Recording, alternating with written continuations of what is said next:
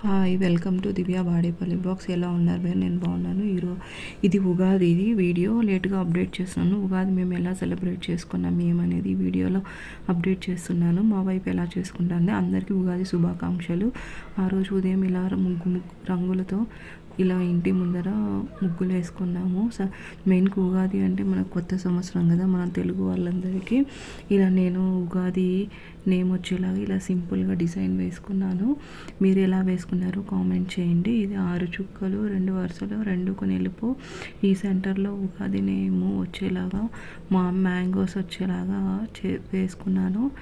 Main festival related వేసుకుంటే చాలా బాగుంటుంది. నేను ఇలా రంగులు వేసుకున్నాను నా దగ్గర ఉన్న కలర్స్తో. మీరు ఎలా వేసుకున్నారో నాకు కామెంట్ చేయండి. ఉగాది అందరికీ చాలా పవిత్రమైనది కదా. కొత్త బట్టలు తెచ్చుకొని వేసుకొని అందరికీ ఉగాది పచ్చడి పంచుతూ ఉంటారు మన వైపు.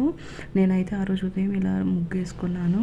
మళ్ళీ ఇల్లంతా క్లీన్ చేసుకున్నాను. మళ్ళీ స్నానం చేసి వచ్చి ఇలా శనగపప్పు ఒక 1/2 అవర్ ముందు నానబెట్టి పెట్టుకున్నాను. వాష్ చేసి వాటర్ వేసి ఉడకపెట్టుకున్నాము. ఇది ఓలిగా చేసుకోవాలి. ఉగాది అంటేనే మెయిన్ ఓలిగా కదా. ఇలా స్టవ్ మీద పెట్టాను, ఉడుకుతూ ఉన్నాయి చూడండి. కుక్కర్లో అయినా పెట్టుకోవచ్చు. నేను బౌల్లో పెట్టాను. కుక్కర్లో అయితే ఒక విజిల్లో అయిపోతుంది.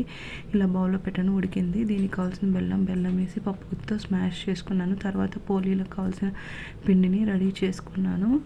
తర్వాత రసం ప్రిపేర్ చేసిన ఈ వాటితో వస్తుంది కదా, అది తీసుకొని రసం ప్రిపేర్ చేసుకున్నాను. ఇప్పుడు పోలీలకు పిండి రెడీ చేసుకుంటున్నాను. 2 కప్స్ గోధుమ పిండి, 1 కప్పు మైదా తీసుకొని కొంచెం ఉప్పు పసుపు వేసి బాగా మిక్స్ చేసుకున్నాను. కొంచెం ఆయిల్ వేసి లాస్ట్లో పూర్ణం కూడా రెడీ అయిపోయింది. ఇలా ఒకవేళ తామగా ఉంటే కొంచెం స్టవ్ మీద పెట్టి రెడీ చేసుకున్నాను. కొంచెం గట్టిపడే వరకు చేసుకున్నాను. తర్వాత ఈ పోపును కొంచెం మనం వాటర్ వంపుకున్నాం కదా, దాంట్లో టమాటా చింతపండు వేసి నానబెట్టి తర్వాత మిక్సీకి గ్రైండ్ చేసుకొని రసం పెట్టుకున్నాము.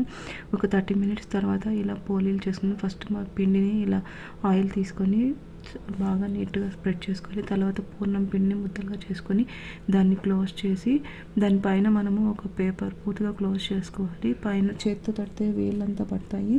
అందుకని వేరే కవర్ తీసుకొని దానిపైన పెట్టుకొని జస్ట్ చేత్తో స్ప్రెడ్ చేసాము. చాలా ఈజీగా వస్తుంది. మనకు పూర్ణం కూడా బయటికి రాదు. వీడియోలో చూపించిన విధంగా చూడండి ఎంత ఈజీగా చేసుకోవచ్చు. కొంచెం ఆయిల్ వేసుకున్నాం అనుకొని అంటుకోదు. మనం తీసి మళ్ళీ పెనం మీద కూడా ఈజీగా వేసుకోవచ్చు. ఇలా అయితే చాలా ఫాస్ట్గా ప్రిపేర్ చేసుకోవచ్చు. ఇది చూడండి చాలా స్ప్రెడ్ అవుతుంది. ఈజీగా అలా స్ప్రెడ్ చేసుకోవచ్చు. మేమైతే పోలీ ఇలానే ప్రిపేర్ చేస్తాం. మీరైతే ఎలా ప్రిపేర్ చేస్తారు? మైదా వేసుకుంటే మైదా ఎక్కువ తినకూడదని ఇలా గోధుమ పిండి వేసుకున్నాను. గోధుమ పిండి వేసుకున్నా కానీ చాలా నీట్గా వచ్చాయి. కొంచెం మైదా వేసాను ఎందుకంటే సాగే గుణం ఉండాలి కాబట్టి. అది పూరి ఉత్త మైదాతో చేసినాం అనుకో అంత టేస్ట్ ఉండదు. ఫైనల్గా ఇలా ప్రిపేర్ చేసుకొని ఒక్కొక్కటి తీసుకెళ్ళి ప్యాన్ మీద నెయ్యితో కాల్చుకుంటున్నాను. లేదా ఆయిల్ అయినా వేసుకోవచ్చు. ఇలా ఒక్కొక్కటి వేసి కొంచెం పెద్దదైనా చేస్తారు కానీ ఇది చిన్నగా చేసుకున్నాను ముచ్చటగా బాగుంటుందని. ఆ పూరీలన్నీ కూడా ఇలానే ఫ్రై చేసుకున్నాను గీ వేసుకొని ఒక్కొక్కటి. కానీ మార్నింగ్ ఉగాది అంటేనే మెయిన్ ప్రసాదాలు ఇవంతా లేట్ అయిపోతాయి. ఫస్ట్ కొన్ని పూజ కావాల్సిన కొన్ని చేసుకొని తర్వాత ఆఫ్టర్నూన్ ఇలా అన్ని పోలీలు చేసేసాము. ఉన్న పిండి పూర్ణము ఇన్నైనాయి. అవి ఆ చేసిన రోజు కంటే మరుసటి రోజు చాలా బాగుంటాయి, సూపర్గా ఉంటాయి.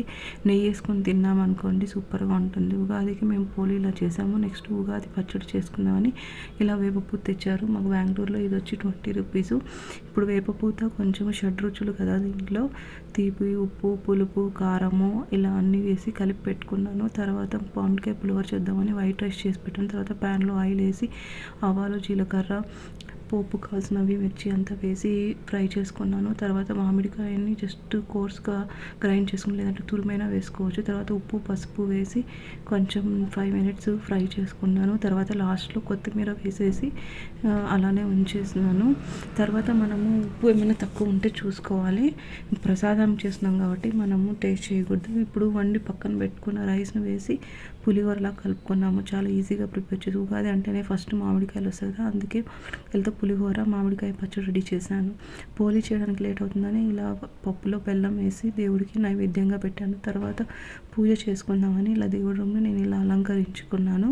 పూజ చేసుకుంటూ శ్రావణం ఆ రోజు పంచాంగం కదా, మొదటి ఏ రాశి వాళ్ళకు ఎంత ఆదాయం వ్యయం ఖర్చు ఎలా ఉంటుందని చెప్పి ఆ రోజు మొత్తం ఇలా వింటూ పూజ చేసుకున్నాము. ఉగాది అంటే మెయిన్ పంచాంగమే కదండి, ప్రతి ఒక్కరు ఏ ఏ రాశి వాళ్ళు ఎలా ఉంటుందని. నేనైతే దేవుడి రూమ్లో ఇలా పూజ చేసుకున్నాను. ప్రసాదాలు తీసుకెళ్ళి దేవుడి దగ్గర పెట్టి పూజ చేసుకున్నాను. అలాగే తులసి చెట్టు దగ్గర కూడా దీపం పెట్టి చేసిన నైవేద్యం అన్నీ అక్కడ పెట్టి పూజ చేసుకున్నాను. ఉగాది అయితే మేము ఇలా సెలబ్రేట్ చేసుకున్నాము సింపుల్గా. మాకు ఏడూరు ఉంది కాబట్టి ఇలా సింపుల్గా చేసుకున్నాము. ప్రసాదాలు చేసుకొని దీపాలు పెట్టుకోవచ్చు, అగరబత్తి కర్పూరం వెలిగించకూడదు. ఫైనల్గా ఈ ఉగాది మేము ఇలా సెలబ్రేట్ చేసుకున్నాం. మీరు ఎలా సెలబ్రేట్ చేసుకున్నారో కామెంట్ చేయండి. తప్పకుండా సబ్స్క్రైబ్ చేసి చూడండి, చాలామంది సబ్స్క్రైబ్ చేయకుండా చూస్తున్నారు. Thank you for watching. Happy Ugadi once again.